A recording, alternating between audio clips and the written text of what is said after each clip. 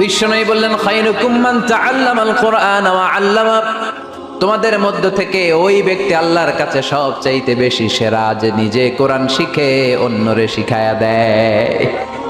আপনি কোরআন শিখলে আপনি সেরা, আবার আপনি যদি শিখায়া দেন তবেও আপনি সেরা।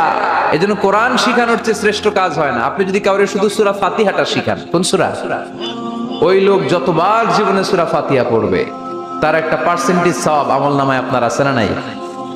আবার ওই লোক যদি কাউরে এই সূরা ফাতিহাটা শিখায়, আবার যারে শিখালে এ যদি আবার আরেকজনরে শিখায়, এভাবে যত জনকে শিখাবে প্রত্যেকের সওয়াব থেকে একটা পার্সেন্টেজ সওয়াব আপনার আমলনামায় দিয়ে দিবে কে?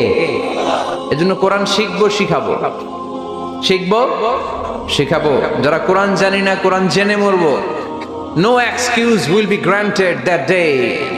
সেদিন কোনো অজুহাত আল্লাহ গ্রহণ করবে না। সব পারো, কোরআন পারো না কেন? সবই তো